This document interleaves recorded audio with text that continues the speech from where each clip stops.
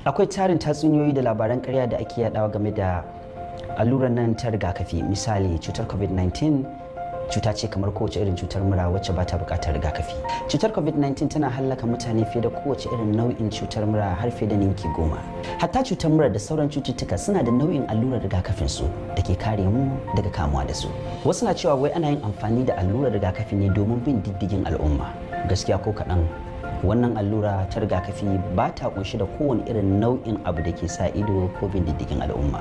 Hukumomi masu zaman kansu da kuma manyan kasashen duniya masu gogayya da juna sun hakikance cewa allurar rigakafin na da inganci kuma babu wata illa da take haifarwa.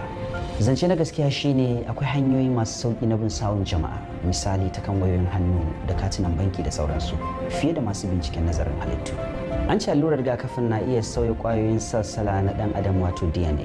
Maganar gaskiya, babu wata allurar rigakafi da za ta iya sauya kwayoyin sassala na halittar dan adam wato DNA. Hasali ma allurar rigakafin ba za ta iya shiga ma'adanar kwayoyin halitta ta DNA ba.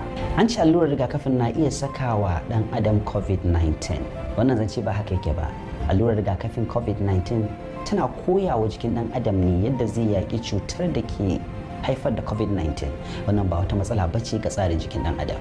Wasu na cewa idan aka yi wa mutum allurar rigakafin babu buƙatar ci gaba da kiyaye matakan kariya daga COVID-19. Maganar gaskiya shine jiki na ya ɗaukar kwanaki ko makonni kafin samar da cikakken kariya da za ta hana jiki daga kamuwa daga cutar.